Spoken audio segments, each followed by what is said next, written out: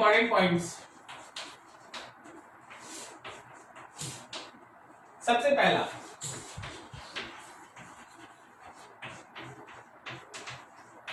For any point charge, मान लीजिए आपके पास ये कोई एक पॉइंट चार्ज है और यहां से r डिस्टेंस अवे, यहां से r डिस्टेंस अवे, आप अगर इस पॉइंट पे इलेक्ट्रिक फील्ड इंटेंसिटी लिखते हैं तो लास्ट डेरिवेशन हो चुका था kq by are square, kq by are square.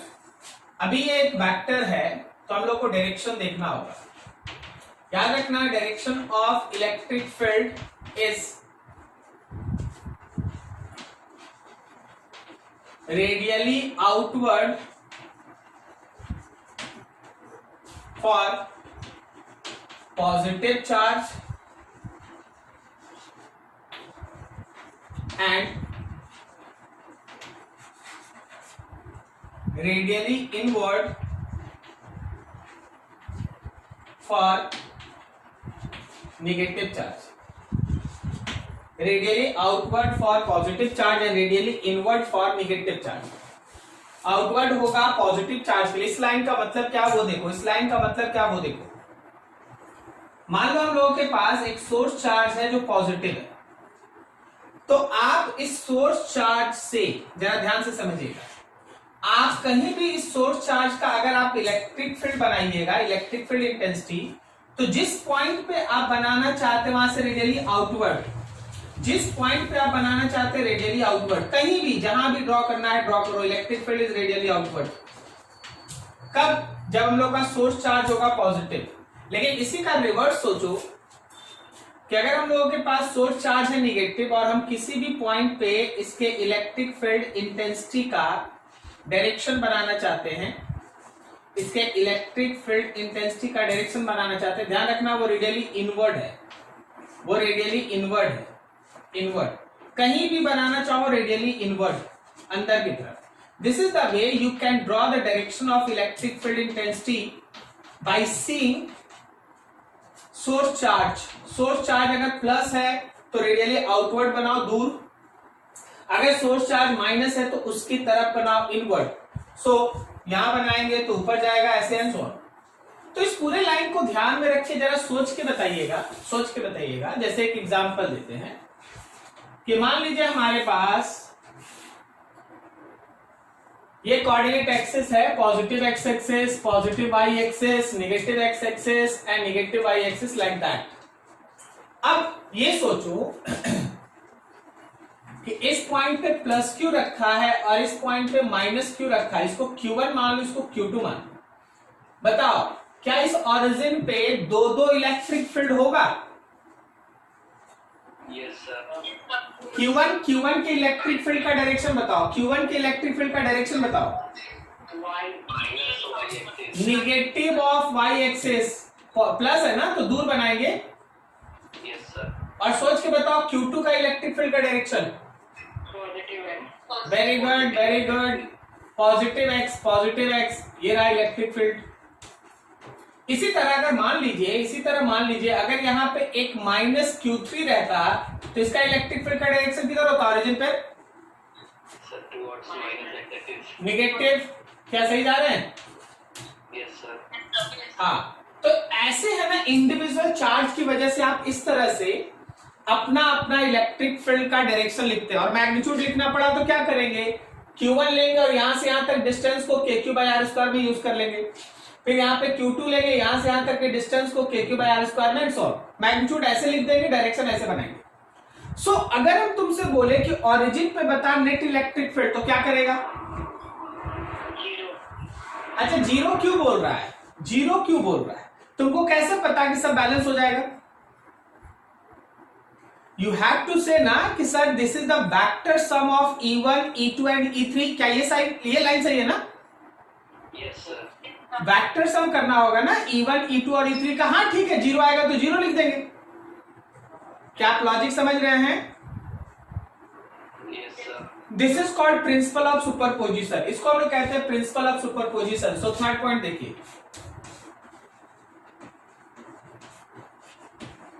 Principal of superposition. Principle of superposition तुमको ये बताता है कि आप किसी भी पॉइंट पे जो नेट इलेक्ट्रिक फील्ड इंटेंसिटी निकालते हैं वो उस पॉइंट पे जितना भी इलेक्ट्रिक फील्ड इंटेंसिटी एग्जिस्ट करता है, जितना भी इलेक्ट्रिक फील्ड इंटेंसिटी एग्जिस्ट करता है सबका वेक्टर सम होता है। आप किसी भी पॉइंट पे जितना भी इलेक्ट्रिक फील्ड इंटेंसिटी निकालते हैं नेट पॉइंट, हमेशा ध्यान रखना वहां जितना भी इलेक्ट्रिक फील्ड इंटेंसिटी एग्जिस्ट करता है उन सबका वेक्टर सम होता है, E1 plus E2 plus dash dash dash करके En तक। क्या समझ में आया? ठीक है। अब यहाँ देखो इस पे एक से एक क्वेश्चन है, थोड़ा ध्यान से देखो और समझो। मान लो जैसे हम तुम्हारे सामने एक क्वेश्चन लिखते हैं, ऐसा बोल दिया गया कि देखो जी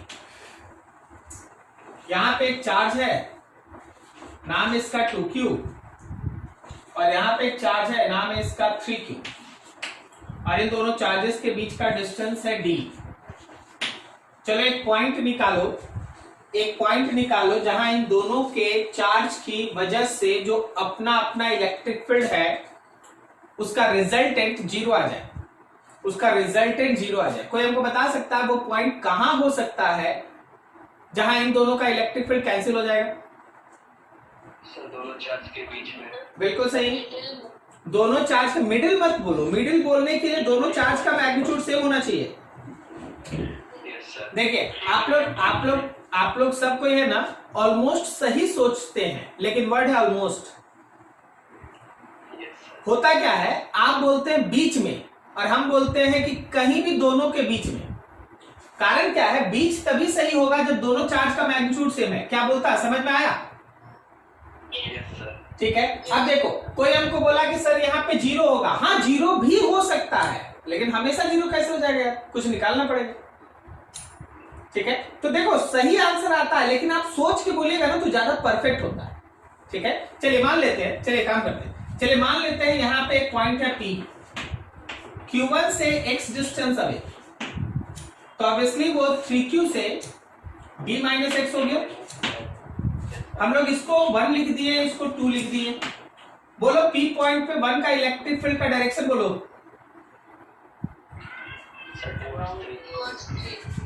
दिस इज E1, और इसी P पॉइंट पे 2 के वजह से बोलो लेफ्ट की तरफ, दिस इज E2।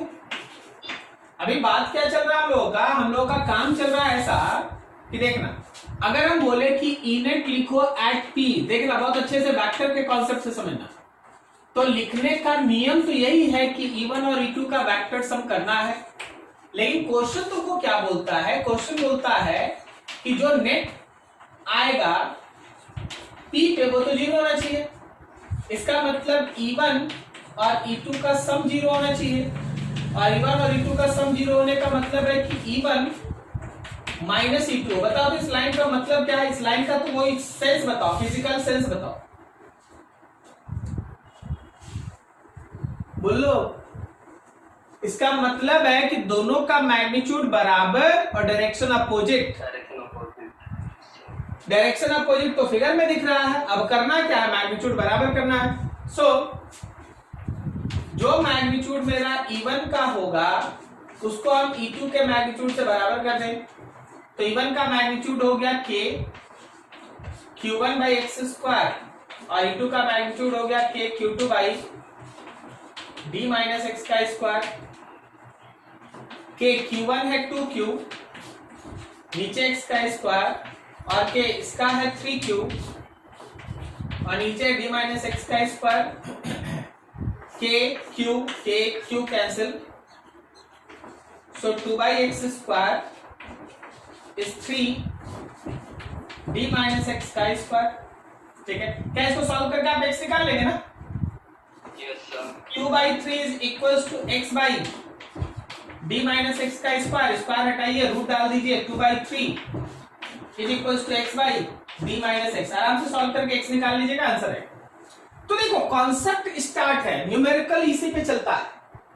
आपको जो एक एक पॉइंट करके सिखाया जाता है, न्यूमेरिकल आपका बेसिक उसी पे चलता है। ठीक है, नोट करो इतना, फिर आगे बढ़ते हैं।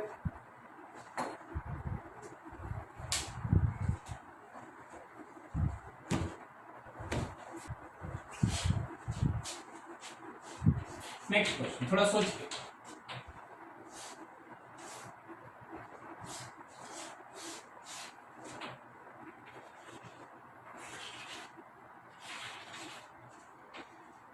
यहाँ क्यू है, यहाँ भी क्यू है, यहाँ भी क्यू है, ये भी क्यू है और ये भी क्यू है।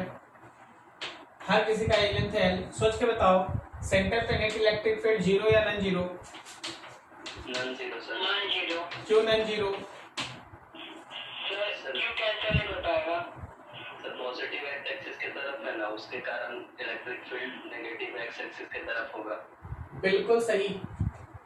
देख इस क्यू का जो इलेक्ट्रिक फील्ड है वो इस क्यू के इलेक्ट्रिक फील्ड से कैंसिल, इस क्यू का जो इलेक्ट्रिक फील्ड है वो इस क्यू के इलेक्ट्रिक फील्ड से कैंसिल, और इस क्यू का जो इलेक्ट्रिक फील्ड है वो इधर, लेकिन वो कैंसिल नहीं हुआ। So E at centre is non zero. कोई बताएगा क्या कि रेगुलर हेक्सागोन में सेंटर से वर्टेक्स तक का डिस्टेंस कितना होता है? जितना कि एज लेंथ होता है। समझ लो एक बात याद रखना, इन रेगुलर हेक्सागोन, केवल रेगुलर हेक्सागोन का बात करें, रेगुलर हेक्सागोन आप जो सेंटर से वर्टेक्स तक का लेते हैं, रेगुलर हेक्सागोन होने की वजह से ये एंगल है 60, तो ये एक इक्विलैटरल ट्रायंगल बन जाता है। तो जो एज लेंथ होता है वही सेंटर से लेके वर्टेक्स तक का डिस्टेंस भी होता है, सेंटर से वर्टेक्स तक का डिस्टेंस भी होता है। तो इस क्यू से लेके सी तक का डिस्टेंस एल है। सो आपका ये नॉन जीरो और ये है कितना? तो के क्यू बाई डिस्टेंस का स्क्वायर। क्या ये लॉजिक समझा? Yes sir. अरे देख ये दोनों कैंसिल कैंसिल, बच गया ये ना। तो यहां से यहां तक का डिस्टेंस है ये वो उतना ही होगा जितना की एज लेंथ है। तो फॉर्मूला हो गया k q by are square, k q by are square, this is the E net. ये रहा हम लोगों का ई नेट जो बच गया है ई।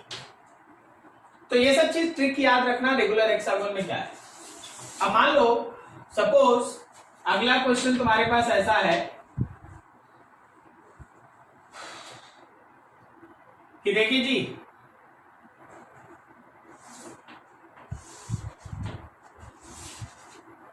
ये x, ये y और ये z एक्सिस। यहां पे एक चार्ज है q, यहां भी एक चार्ज है q, यहां भी एक चार्ज है q और यहां भी एक चार्ज है q।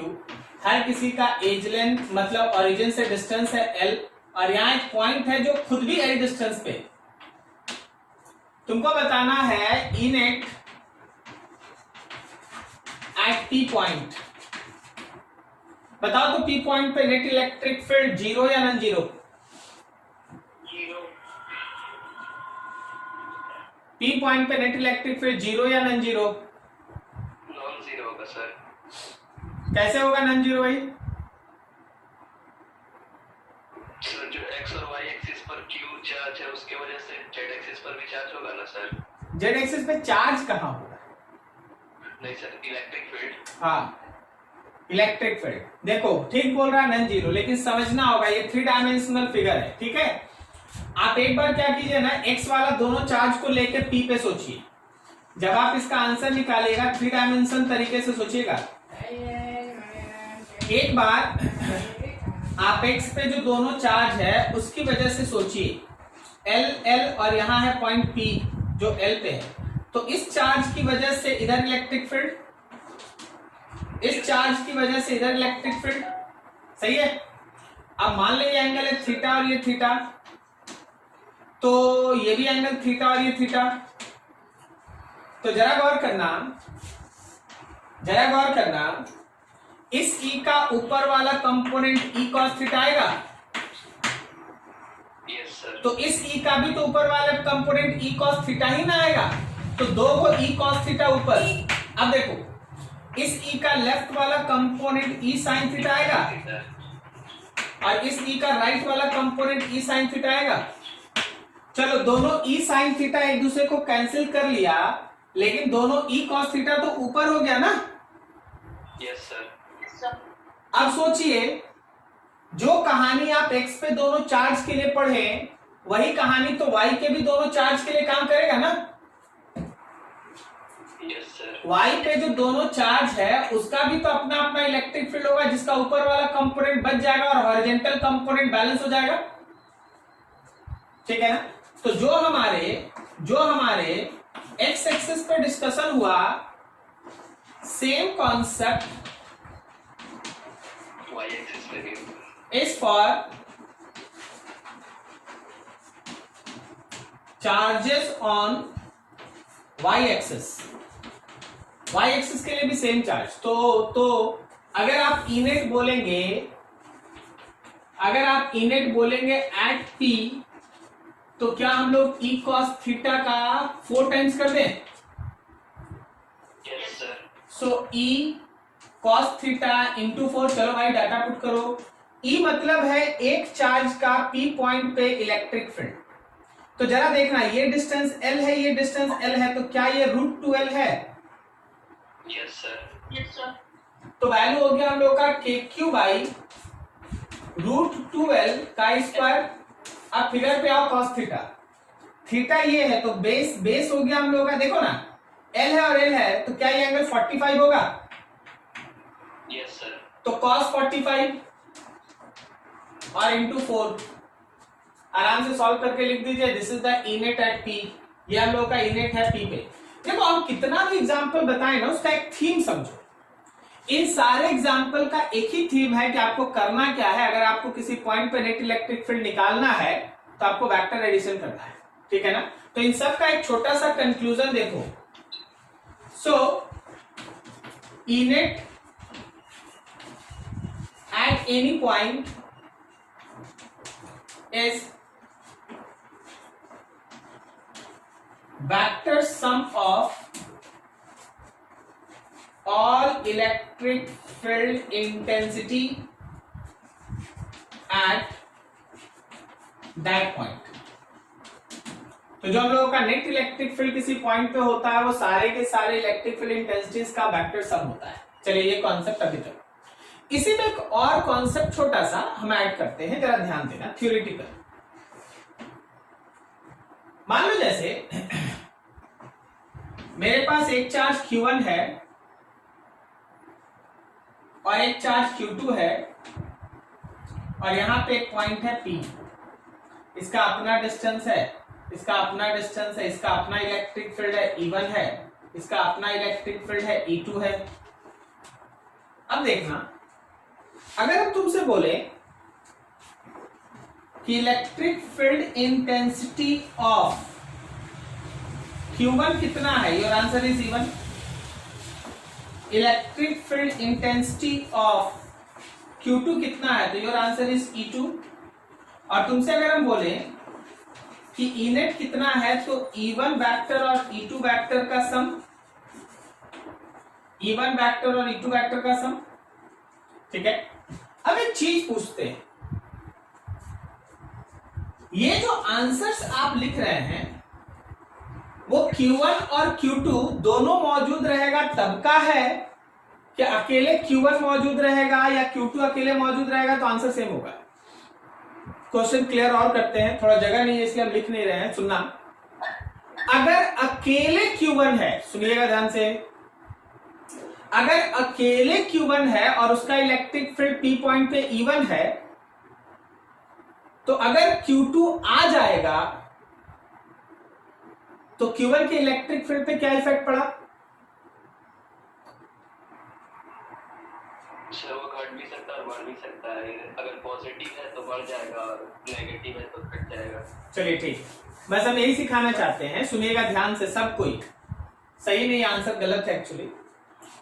किसी भी चार्ज का जो अपना इलेक्ट्रिक फील्ड होता है, जैसे Q1 का इलेक्ट्रिक फील्ड है E1, उसको किसी दूसरे चार्ज के मौजूद होने या नहीं होने से कोई फर्क नहीं पड़ता। तो फिर सर फर्क किस पे पड़ता है? भाई फर्क पड़ता है रिजल्टेंट पे। अगर अकेले Q1 है तो P पॉइंट पे Q1 का इलेक्ट्रिक फील्ड E1 है और रिजल्टेंट भी E1 है। लेकिन अगर Q1 और Q2 दोनों आ गया तो Q1 का इलेक्ट्रिक फील्ड P पॉइंट पे अभी भी E1 है, Q2 का इलेक्ट्रिक फील्ड P पॉइंट पे अभी E2 है और रिजल्टेंट E1 और E2 का वेक्टर सम है। क्या तुमको लॉजिक समझ में आया? फिर से, कोई भी दूसरा चार्ज मौजूद होने से किसी चार्ज के खुद के इलेक्ट्रिक फील्ड पे कोई इफेक्ट नहीं पड़ता। तो सर इफेक्ट किस पे पड़ता है? रिजल्टेंट में, which can be increase can be decreased, लेकिन इंडिविजुअल चार्जेस का जो इलेक्ट्रिक फील्ड है, बाकी चार्ज मौजूद रहे या ना रहे, उस पर कोई इफेक्ट नहीं पड़ता। ठीक है, नोट करो यहां तक। यहां लिख रहे हैं हम कुछ स्टेटमेंट, हम छोड़ नहीं सकते इसको ऐसे। Electric field intensity of any charge remains same either any other charge is present or not, but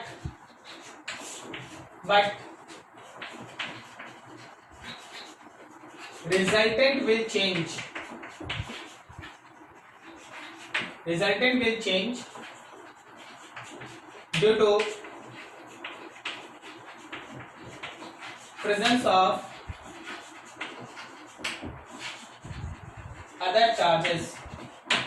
Resultant will change due to presence of other charges. चलिए जी, नोट कीजिए बढ़िया से।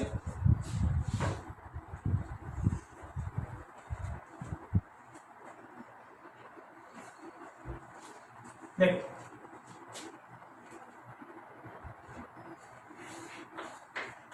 concept of force acting on any charge when it is placed in external electric field.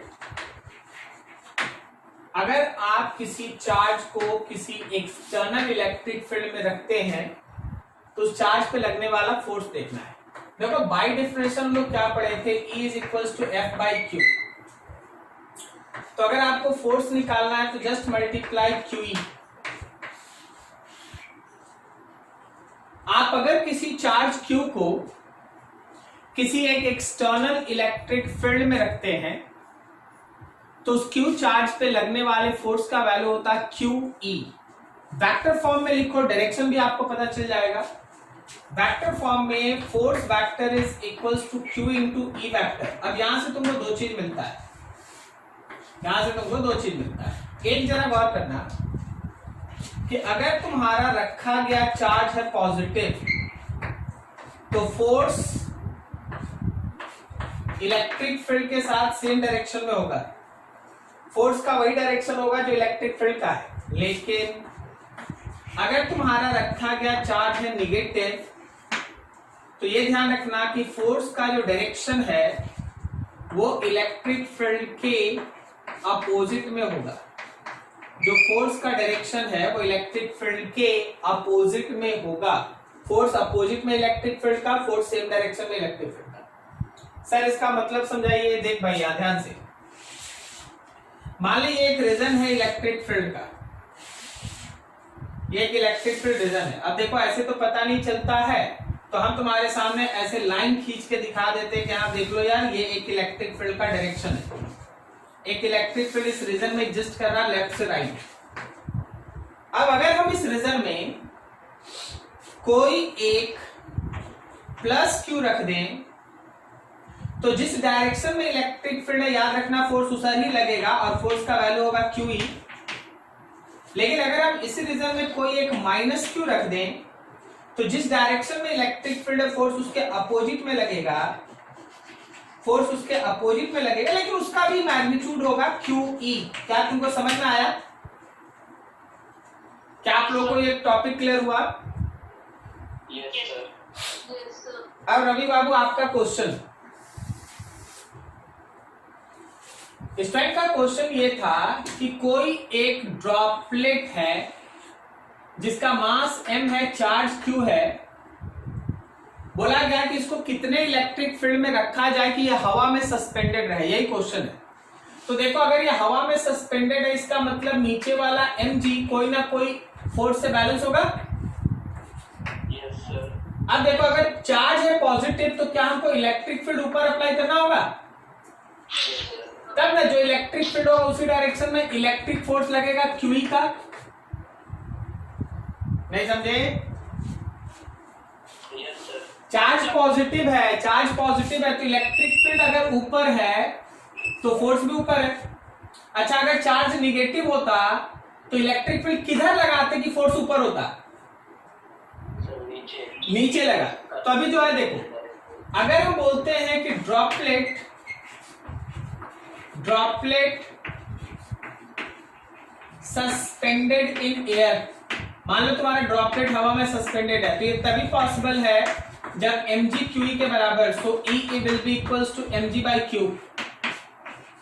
Put करके solve कर लो, जाएगा ये answer. समझ गए? Yes sir. तो ये चीज है, ऐसे चलता। अब और क्वेश्चन देखो, और क्वेश्चन कर लेते हैं। देखिएगा यहां इस सीलिंग से एक बॉब ऐसे हैंग है, बॉब का मास है m और चार्ज है q। अब सोचो अगर हम लोग हॉरिजॉन्टल डायरेक्शन में एक इलेक्ट्रिक फील्ड अप्लाई कर दें, अगर हम लोग हॉरिजॉन्टल डायरेक्शन में एक इलेक्ट्रिक फील्ड अप्लाई कर दें तो क्या ये बॉब जो तुमको यहां दिख रहा है यही रहेगा? जो बॉब तुमको यहां दिख रहा है, जो बॉब तुमको यहां दिख रहा है, क्या ये यही रहेगा? No sir. किधर जाएगा? राइट साइड 3 के डायरेक्शन में। तो ये राइट हैंड साइड में कहीं पहुंच गया। तुमसे बोला गया फाइंड थीटा एट इक्विलिब्रियम। जब इक्विलिब्रियम आ जाएगा उस समय थीटा निकालो। तो जरा गौर करो, चलो फ्री बॉडी डायग्राम बनाओ। क्या यहां पे नीचे की तरफ लग रहा है mg? बोलो जी QE किधर लग रहा है? राइट में लग रहा है QE, और इस डायरेक्शन में लग रहा है टेंशन। अब आपका काम क्या है? अब आपका काम क्या है कि आप इसको प्रॉपर कंपोनेंट्स में तोड़ दें। ये एंगल थीटा तो ये एंगल थीटा, तो t का ऊपर वाला कंपोनेंट हो गया t cos थीटा, और t का लेफ्ट वाला कंपोनेंट हो गया t का साइन थीटा। ठीक है, तो एट इक्विलिब्रियम, अगर हम लोग इक्विलिब्रियम में बात करें तो your t sin theta will balance QE and your t cos theta will balance mg. See that figure again. Figure देखो ध्यान से, क्या ठीक ठाक है? t sin थीटा QE को balance t cos theta mg को बैलेंस। चल भाई दोनों को डिवाइड कर दे, डिवाइड किया t कट गया, sin theta by cos theta is tan theta, and your tan theta will be equals to QE by mg. So theta will be equals to tan inverse QE by mg. Tan inverse QE by mg. This is tan inverse QE by mg is the theta. तो ये सारा question है ना इसी तरीके से बनना, सारा क्वेश्चन ऐसे ही बनना। अभी देखो एक और एग्जांपल दे देते हैं जो थोड़ा सा जगह इसी टॉपिक पे खत्म कर लेते हैं। तुमसे ये कह दे कि देखो ये एक बॉक्स है जिसका मास m है, चार्ज q है, और इनिशियल वेलोसिटी 0 मतलब रेस्ट में। अगर हम राइट हैंड साइड की तरफ एक इलेक्ट्रिक फील्ड को स्विच ऑन करें तो d डिस्टेंस कवर करने के बाद ये बॉक्स कितना वेलोसिटी गेन किया निकालो। d डिस्टेंस कवर करने के बाद ये बॉक्स कितना वेलोसिटी गेन किया निकालो। क्या हम ये कह सकते हैं कि during motion of the box it will experience a force QE? Yes sir. तो क्या हम यहाँ पे एक्सेलरेशन बोल सकते हैं QE by m?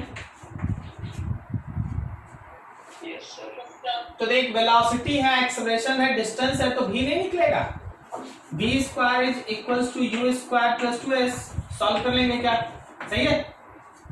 Yes sir. निकाल। तो ये सब क्वेश्चन एकदम सिंपल से लॉजिक पे, इधर है कॉन्सेप्ट इसका, दीज आर द न्यूमेरिकल्स जैसे पूछा जाता है, ये है कॉन्सेप्ट इसका। चलो नोट करो, फिर अगला टॉपिक बढ़ते हैं। Very good. वो केवल पॉइंट चार्ज के लिए काम करता है। लेकिन अगर मेरे पास चार्ज का डिस्ट्रीब्यूशन रहा जो बेसिकली 3 तरह का होता है, जो आप लोअर क्लास में पढ़े हैं। लीनियर डिस्ट्रीब्यूशन होता है, सरफेस में डिस्ट्रीब्यूशन होता है, वॉल्यूम में डिस्ट्रीब्यूशन होता है, समथिंग लाइक दैट, ठीक है ना। तो वैसे केस में अगर चार्ज का डिस्ट्रीब्यूशन होगा तो हम लोग कहीं फोर्स कैसे निकालेंगे, या इलेक्ट्रिक फील्ड इंटेंसिटी हम लोग कैसे फाइंड आउट करेंगे। तो देखो अगला जो टॉपिक है वो कैलकुलस बेस्ड मेथड है, और वही काम आएगा जहां हम लोगों के पास चार्ज का एक डिस्ट्रीब्यूशन टाइप दिया हो, जैसे एक चार्ज रिंग है, सेमी सर्कुलर आर्क है, कोई एक रॉड है, कोई एक वायर है, कोई एक सॉलिड स्फीयर है, समथिंग लाइक दैट। अगर चार्ज का डिस्ट्रीब्यूशन है, then what is the process of finding electric field intensity at any point? We have to discuss about that. So next topic, देखो जरा,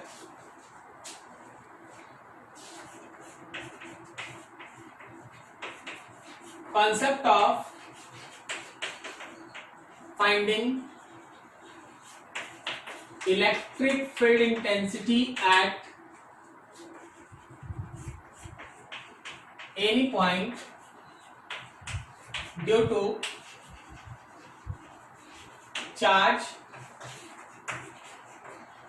distribution.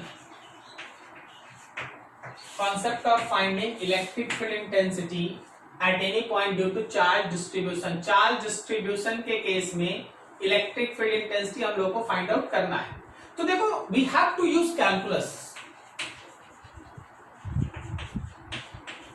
We have to use calculus. आपको calculus use करना है, and the steps are, सबसे पहला select proper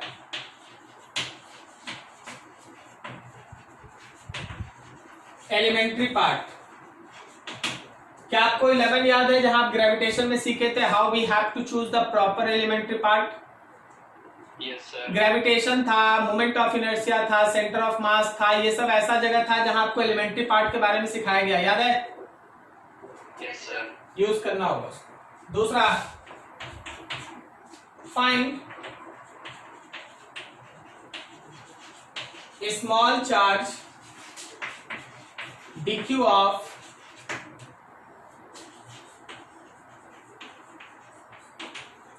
elementary part. जो elementary part है उसका स्मॉल चार्ज dq निकाल लो।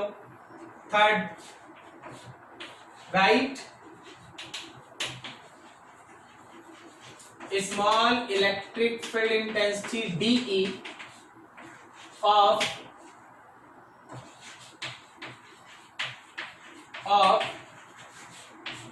elementary part at given point, of elementary part at given point। ये हम लोग का थर्ड पॉइंट हुआ। फोर्थ में है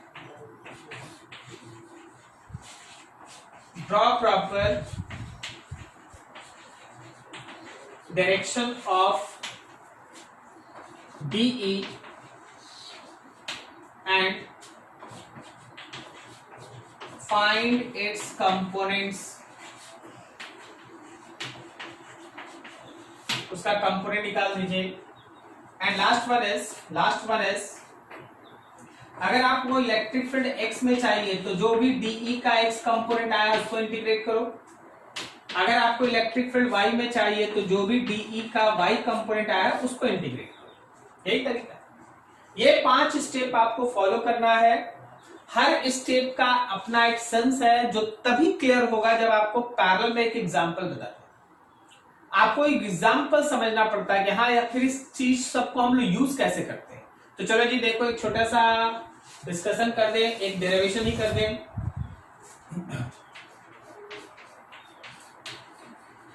derivation for electric field intensity at any point on axis of uniform charged circular ring।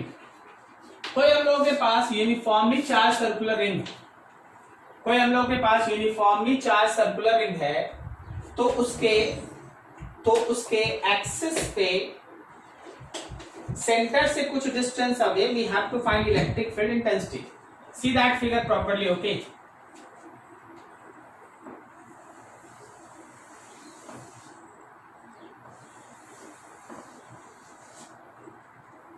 मान लो जैसे तुम लोगों के पास ये एक रिंग है, like that, and this is axis of ring.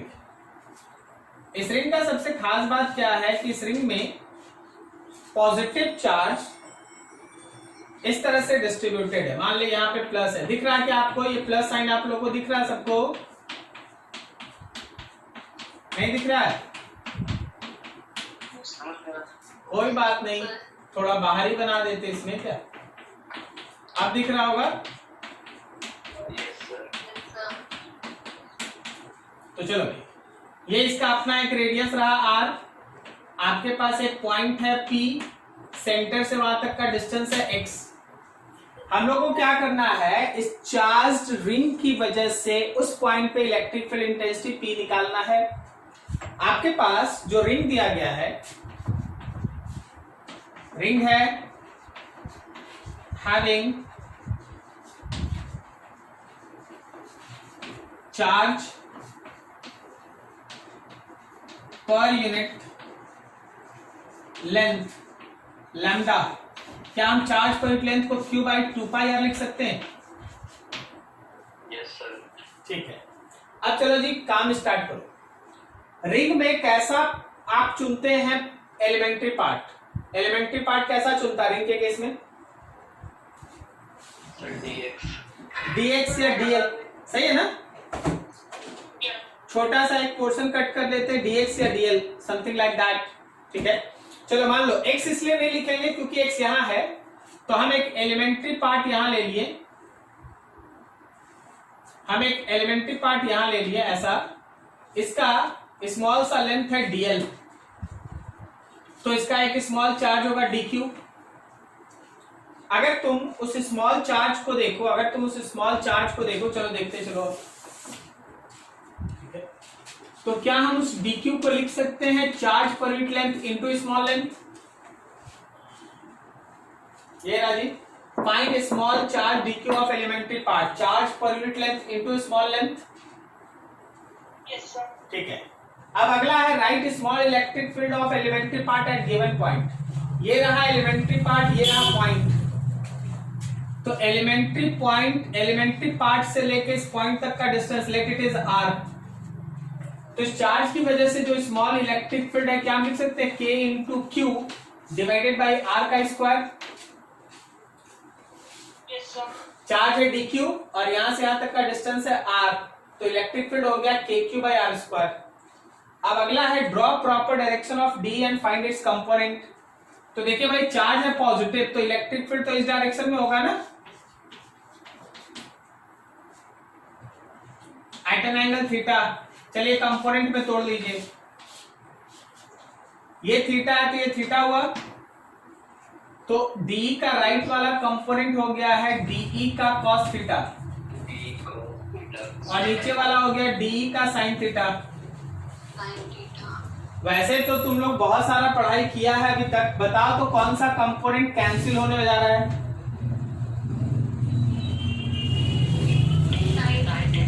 Sine theta.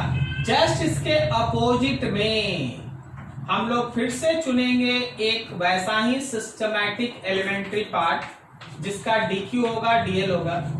इस एलिमेंट्री पार्ट की वजह से ये होगा उसका de, ये भी बनाएगा एंगल थीटा, तो ये एंगल थीटा, तो d का ऊपर वाला component de sine theta.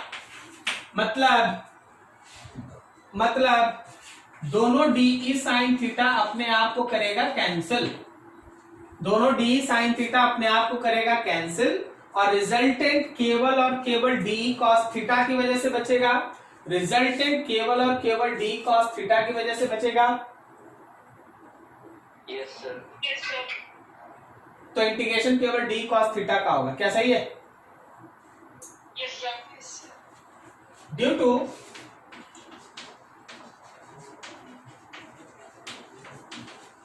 symmetry of charge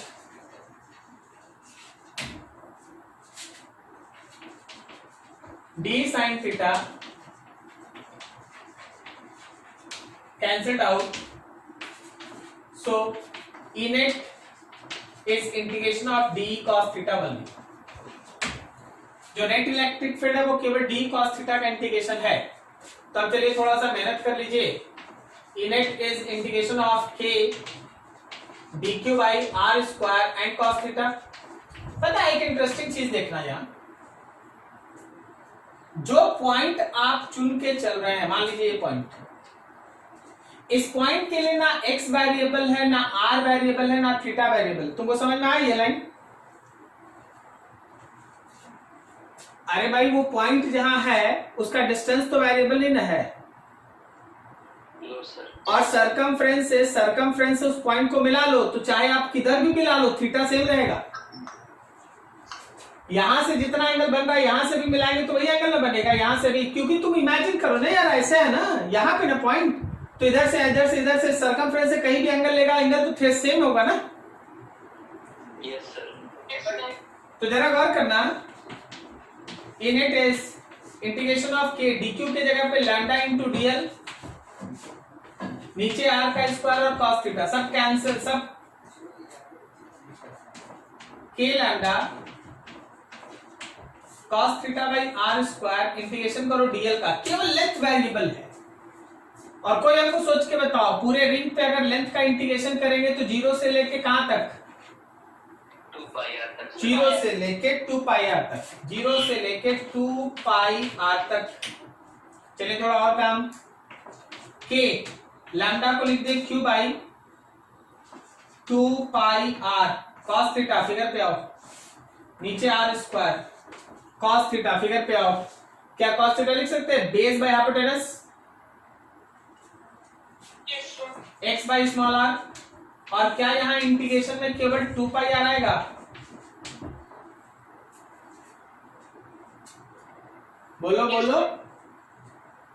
तो ये 2 पाई आर से 2 pi r cancel, and your value is k q x divided by small r का cube, k q x by small r का cube. Figure देखिए ध्यान से, figure देखिए ध्यान से, स्मॉल r हाइपोटेनस है जिसका परपेंडिकुलर कैपिटल R और बेस x है। तो जहां भी स्मॉल r है वहां आप r square plus X square पे पावर 1/2 लिख सकते हैं। नहीं समझे? Yes, sir. तो क्या हम लोग k q x divided by are square plus X square पे पावर 3/2 लिख सकते हैं? देख r पे खुद पावर 1/2 था और यहाँ क्यूब लगा हुआ है। Yes, sir. ठीक है, तो that is the final formula k q x by are square plus X square पे पावर 3/2। थोड़ा वहां तक नोट करो अच्छे से, यहां से एक एक पॉइंट मिला मिला के काम करना, उसके बाद फिर आगे बढ़ते हैं।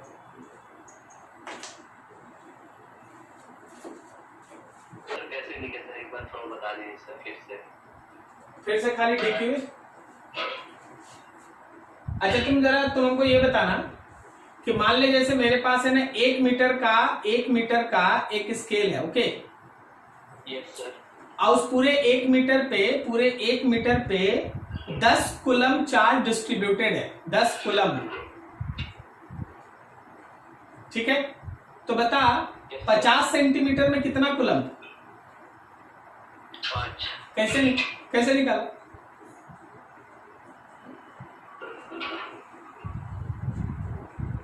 सर 10 सेंटीमीटर का था तो उसमें 10 चार्ज था, तो 10 बाई 10 into 5 कर दिए। हाँ, चल। 10 कट गया। 10 कूलम था, नीचे 100 सेंटीमीटर था, 1 मीटर का था 100 सेंटीमीटर, अब मल्टीप्लाई कर दिए 50 से, यही ना किया?